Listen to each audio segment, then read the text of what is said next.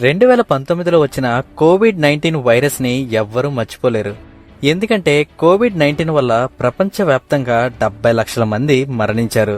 World health organisation అంచనా ప్రకారం అయితే 1.5 నుంచి 2 కోట్ల వరకు ఉండొచ్చట. ఇంకా ఇండియా విషయానికి వస్తే అధికారికంగా 5 లక్షల మంది చనిపోయారు అని అంటున్నారు. కానీ అనధికారికంగా ఆ సంఖ్య 30 లక్షల పైనే ఉండొచ్చని ఒక అంచనా. కోవిడ్ కేసులు తగ్గిపోవడంతో జనాలు ఈ వైరస్ గురించి మర్చిపోయారు. కానీ గబ్బిలం నుంచి వచ్చింది అంటున్న ఈ వైరస్ రూపాంతరం చెందుతూనే ఉంది. రీసెంట్ గా కొత్త కోవిడ్-19 సబ్ వేరియంట్ అయిన BA.3.2 దీనిని సిసాడా అని పిలుస్తున్నారు. ఇది అమెరికా సహా అనేక దేశాల్లో గుర్తించబడింది. WHO కూడా దీని మీద ఇప్పుడు శ్రద్ధ పెట్టిందట. బిజినెస్ స్టాండర్డ్ నివేదిక ప్రకారం ఈ కొత్త వేరియంట్ ఇప్పటికే 20 కంటే ఎక్కువ దేశాల్లో ఉందని, అయితే భారత్ లో మాత్రం ఇప్పటి వరకు ఈ వేరియంట్ వల్ల కేసులు పెద్దగా నమోదు కాలేదని, అలాగే ఆరోగ్య శాఖ కూడా ఈ న్యూ వేరియంట్ ని జాగ్రత్తగా గమనిస్తున్నారు అని చెప్తున్నారు. BA.3.2 అనేది ఒమిక్రాన్ కుటుంబానికి చెందిన ఒక సబ్ వేరియంట్. అయితే ఎందుకని ఈ వైరస్ ఇప్పుడు హాట్ టాపిక్ అయ్యింది అంటే ఈ వేరియంట్ లో ఉండే మ్యూటేషన్ సంఖ్య వల్ల. సింపుల్ గా చెప్పాలంటే మ్యూటేషన్ అంటే దానిని అది మార్చుకోగలిగే ఒక ప్రక్రియ అన్నమాట. ఈ కొత్త వేరియంట్ లో సుమారు 70 నుంచి 75 మ్యూటేషన్లు ఉన్నాయని అంచనా.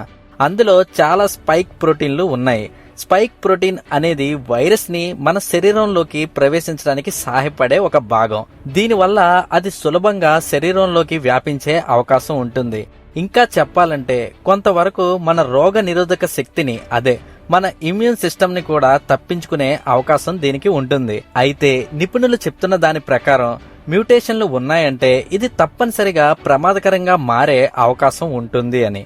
అయితే ఇప్పుడు ఈ కొత్త వేరియంట్ ఎక్కడెక్కడ వ్యాపించింది అంటే అమెరికాలో ప్రస్తుతానికి ఈ కొత్త వేరియంట్ వైరస్ కేసులు అయితే పెరుగుతూ వస్తున్నాయి. యూరోప్ తో సహా ఏషియాలో కొన్ని దేశాల్లో కూడా ఇది కనిపించింది అని చెప్తున్నారు.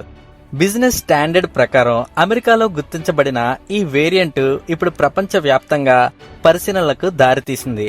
అయితే ఇప్పటి వరకు పెద్ద మొత్తంలో కేసులు పెరిగినట్టయితే సమాచారం లేదు. సిసాడా వేరియంట్ వల్ల వచ్చే లక్షణాలు కూడా ఒమిక్రాన్ వేరియంట్ లో ఉన్నట్టుగానే ఉంటాయి. వాటిలో జ్వరం, గొంతు నొప్పి, దగ్గు, ముక్కు మూసుకుపోవడం లాంటివి. అలాగే కొంతమంది పేషెంట్స్ లో తలనొప్పి, ఒలి నొప్పులు, శ్వాస వంటి సమస్యలు కూడా వస్తాయట.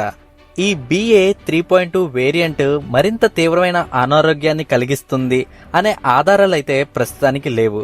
అయినప్పటికీ సైంటిస్టులు ఎందుకని భయపడుతున్నారు అంటే సైంటిఫిక్ అమెరికన్ దగ్గర ఉన్న సమాచారం ప్రకారం ఈ వేరియంట్ ఎక్కువగా వ్యాపించే అవకాశం ఉంది. అంతేకాకుండా కొంతవరకు ఇమ్యూన్ సిస్టమ్ ని కూడా తప్పించుకోగలదట. దీని అర్థం ఏంటంటే వ్యాక్సిన్ తీసుకున్న వారు లేదా ముందే కరోనా వచ్చిన వారికి మళ్లీ ఇన్ఫెక్షన్ రావచ్చు. సో వ్యాక్సిన్ తీసుకున్నాంగా మనకేమీ కాదు అని లైట్ తీసుకోకండి. అయితే భారతదేశం ఆందోళన పడాలా అంటే ప్రస్తుతం ఉన్న నిపుణులు చెప్తున్నది ఏంటంటే వెంటనే భయపడిన అవసరం లేదని. టైమ్స్ ఆఫ్ ఇండియా ప్రకారం అయితే భారతదేశంలో ఉన్న సర్వేలెన్స్ వ్యవస్థలు కొత్త వేరియంట్ ని గమనిస్తూ ఉన్నాయని, ఇప్పటి వరకు BA.3.2 కారణంగా పెద్దగా కేసులు పెరిగినట్టు సమాచారం అయితే లేదని టాక్. BA.3.2 వేరియంట్ వల్ల ప్రస్తుతానికి ప్రాబ్లం లేకపోయినా ఇది కూడా మహమ్మారిలా మారే అవకాశం ఉందని, కాబట్టి మన జాగ్రత్తలో మనం ఉండాలని చెప్తున్నారు. వీలైనంత వరకు హాట్ వాటర్ తాగడం, చిన్న డౌట్ వచ్చినా హాస్పిటల్కి వెళ్లి చెక్ చేయించుకోవడం మంచిది. సో ఇది ఫ్రెండ్స్ ఈ వీడియో. మీకు ఈ వీడియో నచ్చితే please do like, share and subscribe my channel. మరిన్ని వీడియోస్ తో మళ్ళీ కలుద్దాం. అంతవరకు సెలవు, టాటా, బై బై.